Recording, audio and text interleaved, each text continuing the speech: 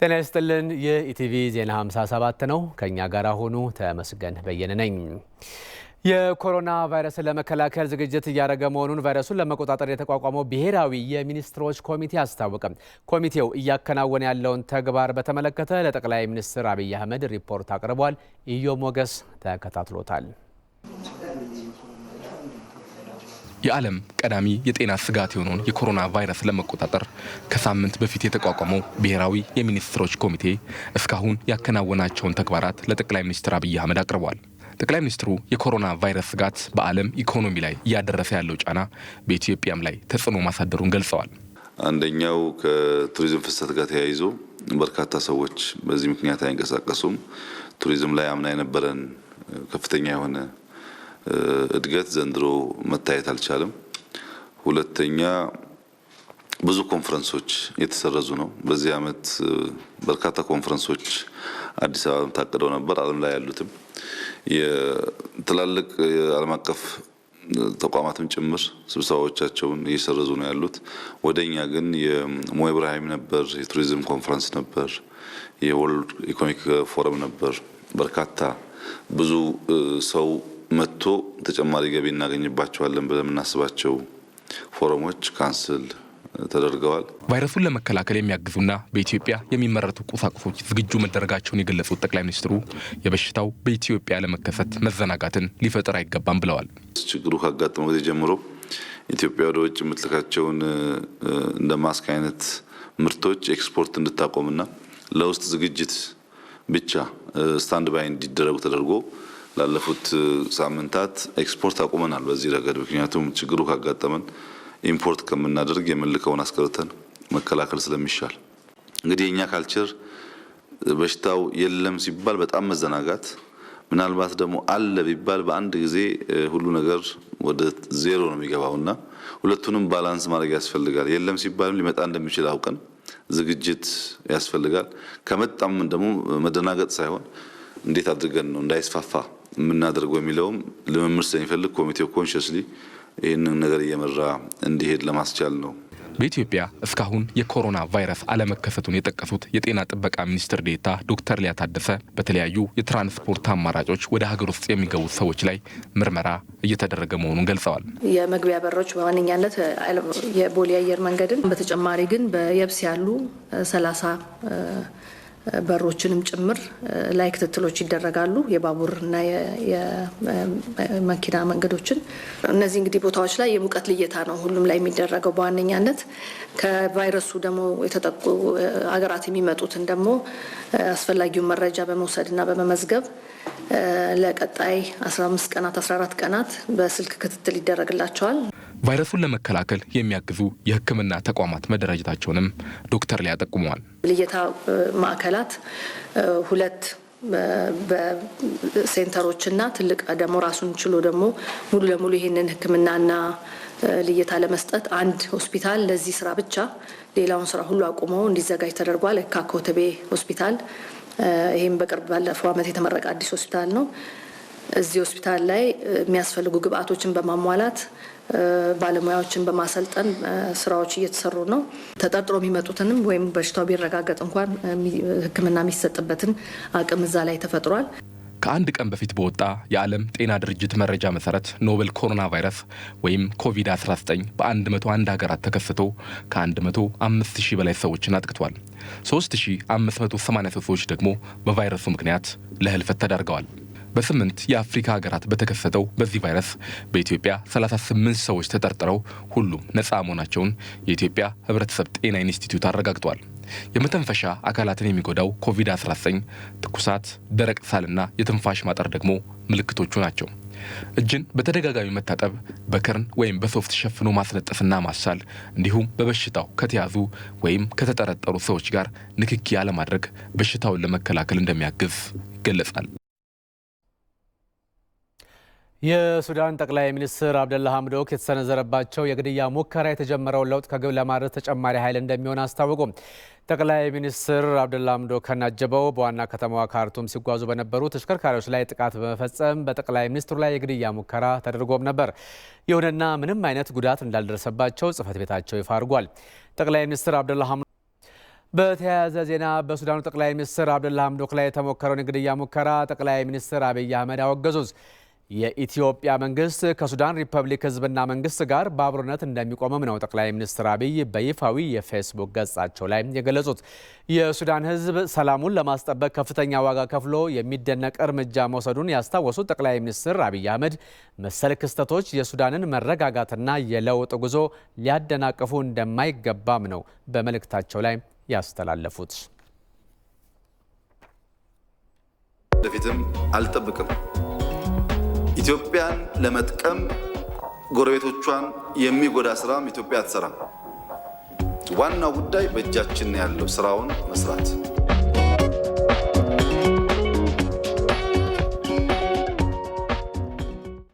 አሁን የምናልፈው የታላቁ የኢትዮጵያ ህዳሴ ግድብ ላይ ወዳተኮሩ ዜናዎች ነው። የህዳሴው ግድብ እስኪጠናቀቅ ቀን ከሌት በትጋት እየሰሩ መሆኑን የግድቡ ሰራተኞች ተናገሩ። ግድቡ አልቆ ለመጪው ትውልድ ህይወት መሻሻል የዜግነት አሻራቸውን ማሳረፍ በመቻላቸው ደግሞ ደስተኛ መሆናቸውን ነው ሰራተኞቹ የተናገሩት። የተከታተለው ቶማስ ኃይሉ ነው። እዚህ የታላቁ የኢትዮጵያ ህዳሴ ግድብ የሚገነባበት የበረታ ፀሐይ እንጂ እረፍት የለም፣ ምሽት እንጂ እንቅልፍ የለም። ሁሉም ታሪክን ለመስራት ቀን ተሌት ወዘናውን ያፈሳል። ልክ የዛሬ 5 ዓመት የግድቡን ስራ የተቀላቀለው የምሽት ተረኛው የሃይድሮሊክ መሐንዲሱ በረከት አየለ እኔ የግድቡ ሰራተኛ ሳልሆን ባለቤት ነኝ ነው የሚለው። ስራውን እንደምታዩት ቀንም ማታም ነው እየሰራን ያለ ነው። እንደምታየው ያለ ውሃ ምንም መኖር አይቻልም። ውሃ እየጠጣነ ምንም እያለ መንግስታችን ባስቀመጠው ግብ መሰረት በዛ ለመስራት ሁላችንም ያው እንደምታዩት ቀንና ሌሊት የተሰራ ነው። ጠንክረን እየሰራን ነው። ይህ ግድብ ማለት እኔ ሰራተኛ አይደለሁም፣ የህዳሴው ግድብ ባለቤት ነኝ። ስለዚህ ያለውን እያንዳንዱን ነገር እንደ አንድ ዜጋ ብቻ ሳይሆን በተለያየ አንግሎች የኔ ሙያም የማሳርፍበት አሻራ ነው ማለት ነው። ግድቡ ዕለት ተዕለት አቅሙ ጎልብቶ ኃይል ወደ መስጠት ደረጃ ይሸጋገር ዘንድ በአስቸጋሪው የአየር ንብረት ሰራተኞቹ በየደረጃው ለተልዕኮ ስኬት በርብርብ ይሰራሉ። እኔም እየሰራው ነው። እንግዲህ በኋላ ደግሞ ቤተሰቦችን ባይሰሩ ነው እየሰራው ነው። እንግዲህ በኋላ ደግሞ እኔ እንኳን ሰርቼ ደህና ደረጃ ላይ ደርሶ ለመወልዳቸው ልጆችም በቃ ወደፊቱ እንዲያዩት እነሱም ደግሞ በቃ ሁሉንም ነገር አይችል ለወደፊት ልጆችም ላየሁትም ለሁሉም አስረዳለሁ። ያየሁትን ማለት ነው የሰራሁትም። አንዱ እንደዚህ ብቻ ለብቻ ይጎዳዳም፣ ሁሉም እየተገዳደፈ የሚሰራራው። ህዝቡ ማድረግ ያለባችሁ ትብብር ማድረግ ነው ያለባችሁ። ለዚህ ግድብ ማለት በቃ ሰራተኛ በተጎዱ ማህበሮች መተባበር በገንዘብ በቃ ለሚገባችሁ ለግድብ ማድረግ ህዝብ ያደርጋሉ። ሰራተኛው እየተሰራ ነው ያሉ ስራው ያው እንደምታየው ደስ ይላል። ሰራተኛ ስሜት ተጋግዘን ነው የምንሰራው። ይህ እውቀት ገንዘብና የዜጎች ጉልበት በእጅጉ የፈሰሰበት ግድብ አልቆ ፍሬውን ማየት ግን የሁሉም ህልም ነው። እኔ ከምንም በላይ ዘንድሮ ሐምሌ ናፍቆኛል። ሴንትራል ዳሙን እንደምታዩት ኦልሞስት እንትን ለማለት ተጀምሯል። ሴንትራል ዳሙ ከተገደበ በኋላ ክረምት ላይ ይሄ ውሃ ወደ ዳውን ስትሪም የሚሄደው ውሃ በትንሹም በከፊልም በሆን እየተሞላ አይቼ ከዛ በኋላ ደግሞ ዩኒ 9 እና 10 ኤሊ ጄኔሬሽን የሚባለው ፓርት ያ ጄኔሬት አድርጎ ያንን ማየት ነው እየናፈቀን። ግድቡ እንደኔ በቃ ትልቅ ጥሩ ነገር ለኢትዮጵያ ገቢ ምናምን አስገብቶ በቃ አልቆ ማየት ነው የምፈልገው ግድቡ። ከዛ ለኢትዮጵያ ምን ያህል ገቢ የሚያስገባው ለህዝቡ ጠቃሚ የሚሆን ነገር ምናምን የሚሆን እኛም ማየት የምፈልገው 145 ሜትር ከፍታ እንዲሁም 1870 ሜትር ርዝመት ያለውን የታላቁ ህዳሴ ግድብ የሚገነባበት ከፍተኛ ሙቀት ያለበት ቦታ ላይ ከ6000 በላይ ሰራተኞች ትልቅ ዋጋ እየከፈሉ ያሉት ሀገሪቱ የጀመረችውን የህዳሴ ጉዞ ለማሳለጥ እንዲሁም የሚያስፈልጋትን የኃይል አቅርቦት ለመሙላት ታላሚ ያደረገ ነው። ቶማስ ኃይሉ ከህዳሴ ግድብ ጉባ። የህዳሴውን ግድብ በተመለከተ የመቀለ ከተማ ነዋሪዎች ለኢቲቪ በሰጡት አስተያየት ህብረተሰቡ ለታላቁ የኢትዮጵያ ህዳሴ ግድብ ግንባታ ሲያሳዩ የነበረውን ከፍተኛ መነሳሳት አሁንም አጠናክሮ በማስቀጠል የግድቡን ግንባታ ከዳር ማድረስ እንደሚገባው ተናግረዋል። መቀለ የሚገኘው ሪፖርተራችን ገብረ እግዚአብሔር ኃይሉ የህዝቡን አስተያየት አሰባስቧል፣ እንደሚከተለው ይቀርባል። የአሜሪካ መንግስት ኢንተርፈረንስ ወይም ጣልቃ ገብነት እስከ ስምምነት ማርቀቅ መድረስ በኢትዮጵያ ህዝብ ላይ የራሱ የሆነ ስሜት ፈጥሯል። መደረግ ያልነበረበት ጉዳይ ነው። በዚህ ጉዳይ ላይ የኢትዮጵያ ህዝብ አንድነቱን አጠናክሮ አሁንም የአባይን ግድብ እስከ መጨረሻው ለማድረስ እየወሰደ ያለው ተሳትፎ መነቃቃት እንደገና እንደ አጀማመሩ ከ7 ዓመት 8 ዓመት በነበረው ሞራል ተነሳስቶ ውጭም ያለው አገር ውስጥም ያለው ገድቦ ኢትዮጵያዊነትን እና ለቀጣይ ትውልድ የልማት ፕሮግራሞችን ማስተባበር እንዳለበት ነው የሚሰማኝ። ይሄን በእያንዳንዱ የክልልም ይሁን የፌዴራል መንግስት እና ሚዲያዎችም ኪነትም እንደነበረው እንደገና ተነሳስቶ ግድቡን ማስጨረስ እንዳለበት ነው የሚሰማኝ። መደረግም ያለበት ጉዳይ ነው። የመንግስት ሳይሆን ይሄ ግድብ የህዝቡ ነው። ህዝቡ ወይም እናቶችም ከመቀነታቸው ፈተው ቦንድ የገዙበት ከስራ ደሞዛቸው ተቆርጦ ቦንድ የገዙበት ሁሉም የህዝቡ ህፃኑ ትልቁ ከትልቅ እስከ ትንሹ ይሄንን ግድብ ተጨርሶ ማየት ናፍቆታቸው ነው። ይሄ የግለሰብ አይደለም፣ የኢትዮጵያ ህዝብ በሙሉ ነው። በቃ መንገድ ላይ የጠረጉም ይሁን የሆነ ነገር እየሰሩ ይሁን አዋጥተው እስከዚህ ድረስ ደረጃ 70% 70% አድርሶታል። የህዝብ ገንዘብ ነው፣ የኢትዮጵያ ህዝብ ገንዘብ ነው። ህብረተሰቡም እንደጀመረው መጨረስ አለበት። ያለውን ሀሳብ ያለውን በሀሳብ ገንዘብ ያለውን በገንዘብ ሁሉን ወደ አንድነቱ ሂዶ እንዲፈጽም ነው የሚያሳስበው። እኔ ያልኩት ሳይሆን አሁን በሀሳቡ እዚህ የተለየ ሰው አይነሩ መሪዎቻችን ካልሆነ በስተቀር የኢትዮጵያ ሀሳብ ይሄ ነው። ተቃዋሚዎች እናየዋለን። ሌሎቹም በሌላ ልዩነት ቢኖራቸው በአባይ ልዩነት እንደሌለ 100% ነው የሚያረጋግጡ። ይሄ ግድብ በደማችን ይሰራል። አይኤምኤፍ ጣልቃ ሊገባበት አይችልም። ለምን? አይኤምኤፍ ብድር ስጠን አላልነውም። በራሳችን እያንዳንዳችን ኪሳችን ብር ነው። ታክስ በምንቆርጠው ታክስ ግብር ነው የሚሰራ ያለው። ይህንን አንድ ሊባል ይገባል ይላል። የኢትዮጵያ ታሪክ የውጭ ጠላት ሲመጣ ህዝብ ተባብሮ እንኳን ልማት ጦርነትም አንድ ላይ ሆኖ ሲዋጋ የነበረ ነው። ይሄ ደግሞ ልማት ነው። ልማት ደግሞ ገንዘብ፣ ጉልበት፣ ጊዜ ነው የሚያስፈልገው።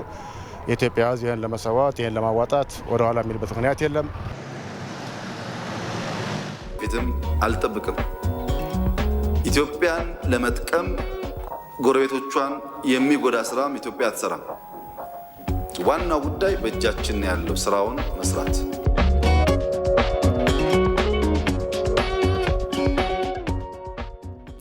ኢቲቪ 57 ዜና እንደቀጠለ ነው። የጋሞ ህዝብ የሰላም ተምሳሌት መሆኑን ያሳየ ድንቅ ህዝብ ነው ሲሉ የአዲስ አበባ ከተማ አስተዳደር ምክትል ከንቲባ ኢንጂነር ታከለ ኡማ ተናገሩ። የጋሞ ባህል ሲምፖዚየም በሚሊኒየም አዳራሽ ተካሂዷል። አቤል ሙሉጌታ ተከታትሎታል። በአገሪቱ በተለያዩ አካባቢዎች ግጭቶች አጋጥመው ብዙ ህይወት ጠፍቷል፣ ንብረትም ወድሟል። ይሁንና በተለያዩ አካባቢዎች የተፈጠሩ ብጥብጦች ያደረሱትን ጉዳት የተረዱ የጋሞ አባቶች ወጣቶች በጥፋት ላይ እንዳይሰማሩ በባህላቸው መሰረት ገስጸው ከጥፋት መታደጋቸውም ይታወሳል። ይህንን ተግባር የፈጸሙ የጋሞ አባቶችና የአባቶችን ምክር የሰሙ የጋሞ ወጣቶች የሰላም ተምሳሌትም ሆነዋል። በመሆኑም እነዚህ የጋሞ አባቶች እስካሁን በተለያዩ ቦታዎች ተዘዋውረው ተሞክሯቸውን ሲያጋሩ ቆይተው የማጠቃለያ የጋሞ ባህል ሲምፖዚየም በሚሊኒየም አዳራሽም ከፍተኛ የመንግስት ኃላፊዎች በተገኙበት ተካሂዷል። በአባቶች ምርቃት የተጀመረው ይህ ዝግጅት የጋሞ ባህልና ሙዚቃን የማስተዋወቅ እድልንም የፈጠረ ነው። በጋሞ ዞን የተለያዩ ኢትዮጵያውያን በሰላም የሚኖሩ እንደሆነም በመድረኩ የተገኙት የዞኑ አስተዳዳሪ አቶ ብርሃኑ ዘውዴ ተናግረዋል። ጋሞ፣ ዛይሴ እና ግድቾ እንዲሁም የመላው ኢትዮጵያ ብሔር ብሔረሰቦች ተዋደውና ተሳስበው የሚኖሩበት ዞን ነው። በስጋና በደም ከጋሞ ህዝብ ጋር አንድ የሆነው የጎፋና የኦይዳ ህዝብም ላለፉት ዘመናት አብረው በአንድ መዋቅር የኖሩ አንድ ህዝብ በሁለት ዞን ሲደራጅ በአዲስ ዞን የታቀፉ ነገር ግን አብሮነታቸው ዘላቂ መሆኑን ለማንሳት እወዳለሁ። ሌላው በመድረኩ የተገኙት የአዲስ አበባ ከተማ አስተዳደር ምክትል ከንቲባ ኢንጂነር ታከለ ኡማ የጋሞ ህዝብ ዝቅ ብሎ ከፍታን ያስመሰከረ እንደሆነም ገልጸዋል። የጋሞ ህዝብ ትልቅ ነው ስንል ዝም ብለን ለፖለቲካ ፍጆታ አይደለም፣ ትልቅነት መንበርከክ ውስጥ እንዳለ ያሳዩ ድንቅ ህዝብ ስለሆነ የጋሞ ህዝብ ስራ ምን እንደሆነ፣ ፍቅር ሰላም ምን እንደሆነ፣ ትምህርት ምን እንደሆነ፣ ከትምህርት ቤት የተማረ ሳይሆን በደሙና በአጥንቱ ውስጥ ከትውልድ ወደ ትውልድ ሲሻገር የመጣ ትልቅ የሀገር ኩራት። የጋሞ አባቶች የሰላም ተምሳሌት ለሀገር ግንባታ በሚል መሪ ቃል በተካሄደው በዚህ ሲምፖዚየም ምክትል ከንቲባ ኢንጂነር ታከለ ኡማ የጋራ ብልጽግናን በጋራ እናሳካለን፣ ሀገራዊ አንድነትን አጠናክረን እንቀጥላለንም ብለዋል። የብልጽግና ጉዞ ላይ መሰረት ያልያዙ እንደ ሙጃ አረም ከላይ የምንሳፈፉ የኢትዮጵያ አንድነትን የሚጠሉ ለፖለቲካ ብቻ ሁሉ ነገራቸውን የሚጠይቁና የሚፈልጉትን ግን እንጸየፋቸዋለን። ምክንያቱም ስራችን መሰረታችን ጋሞነት፣ ኦሮሞነት፣ ጉራጌነት፣ ወላይታነት፣ አማራነት፣ ትግሬነት ቢሆንም ቅሉ ከፍታችን ግን ኢትዮጵያዊነት። የሕዝብ ተወካዮች ምክር ቤት አፈ ጉባኤና የጋሞ ልማት ማህበር የበላይ ጠባቂ አቶ ታገሰ ጫፎ ከሌሎች ባለስልጣናት ጋር በጋራ በመሆንም ለሀገር ሰላም ሁሉም የበኩሉን አስተዋጽኦ እንዲያበረክት በመድረኩም ጠይቀዋል። በክብር እንጋብዛቸዋለን። ከልብ እናመሰግናለን። የእንጉዳይ ተክል አጠቃቀምን በማስተዋወቅና የዘርፉን ተጠቃሚነት ለማስፋት ቅንጅታዊ አሰራር ሊጠናከር ይገባል ተባለ። በዘርፉ ሲሰሩ በሚገቡ ጉዳዮችና የባለድርሻ አካላት ሚናን የተመለከተ የምክር መድረክም ተካሂዷል። የእንጉዳይ ተክልን የምግብ ዋስትና ለማረጋገጥ ለገበያ በማቅረብና ሌሎችንም ጥቅሞች በማስገኘት ረገድ የተሰሩ ስራዎች አናሳ በመሆናቸው ከዘርፉ የሚገኘውን ጥቅም ለማሳደግ ያስችላል የተባለ ፕሮጀክት መቀረጹን ነው በአካባቢና ደን ምርምር የደን ሀብት አጠቃቀም ዳይሬክተር የሆኑት ዶክተር ታጠቅ ደጀኔ የሚገልጹት። በኢትዮጵያ በተለያዩ አካባቢዎች ላይ የአካባቢ ማህበረሰቦች እየተጠቀሙባቸው ያሉትን የዱር እንጉዳዮችን የመለየት እነዛንም ደግሞ በአርቲፊሻል በሆነ መንገድ የሚራቡበትን እና በብዛት ጥቅም ላይ ሊውሉ የሚችሉበትን መንገድ ለማመቻቸት የተቀረጸ ፕሮጀክት ነው። ይህ ፕሮጀክት እንግዲህ ሁለተኛ ዓመቱን ጨርሰናል። በዚህ ፕሮጀክት በርካታ የእንጉዳይ ዝርያዎችን በዱር የሚገኙ የእንጉዳይ ዝርያዎችን ለመለየት ችለናል። እነዚሁም የለየናቸው አብዛኞቹ እንጉዳዮች ወደ ጥቅም ላይ ወደ ምግብነት ልናመጣቸው የምንችል በመድኃኒትነትም ደግሞ በተለያየ አይነት መንገድ ሊያገለግሉ የሚችሉ የእንጉዳይ ዝርያዎችን ለመለየት ችለናል። ሪፖርተራችን ይድነቃቸው ሰማው እንደዘገበው አርሶ አደሩንና ህብረተሰቡን አሳታፊ ለማድረግ የታለመ መሆኑን ነው ዳይሬክተሩ ያብራሩት። የለየናቸውን ዝርያዎች በስፋት አርሶ አደሩ እንዲጠቀምባቸው የአመራረታቸውን ዘዴ አጠቃቀማቸውን የተመለከቱ ስራዎችን በመስራት በስፋት ወደ ገበያ የሚመጡበትን መንገድ የማመቻቸት ስራ እንሰራለን። ዜና እረፍት። የቀድሞ የአዲስ አበባ ፖሊስ ኮሚሽን ኮሚሽነር የነበሩት በፍቃዱ ቶሌራ ከዚህ ዓለም በሞት ተለዩ። ኮሚሽነር በፍቃዱ ቶሌራ ባደረባቸው ህመም በአገር ውስጥና በውጪ በሕክምና ሲረዱ ቆይተው ነው ከዚህ ዓለም የተለዩት።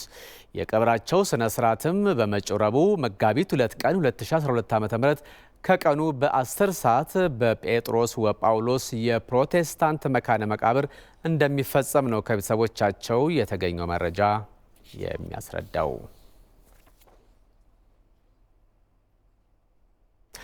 በሌላ የዜና እረፍት የቀድሞ የሕዝብ ተወካዮች ምክር ቤት አባል የነበሩት ወይዘሮ ነጻነት አስፋው ከዚህ ዓለም በሞት ተለዩ። ወይዘሮ ነጻነት አስፋው የማስታወቂያ ሚኒስትር ዴኤታ ሆነውም ሰርተዋል። በጋዜጠኝነትና ኮሚኒኬሽን ሙያም አገልግለዋል። በምስራቅ አፍሪካ የልማት በይነ መንግስታት ኢጋድ ውስጥም የሰላምና የጸጥታ ዘርፍ ዳይሬክተርም ሆነው ሰርተዋል። ወይዘሮ ነጻነት አስፋው ባደረባቸው ህመም በሕክምና ሲረዱ ቆይተው በዛሬው ዕለት ከዚህ ዓለም በሞት መለየታቸውን ነው የትግራይ ክልል ኮሚኒኬሽን ቢሮ ያስታወቀው። የክልሉ ኮሚኒኬሽን ቢሮም በወይዘሮ ነጻነት አስፋው ህልፈተ ህይወት የተሰማውን ጥልቅ ሐዘን ገልጿል። ከውጭ የዜና ምንጭ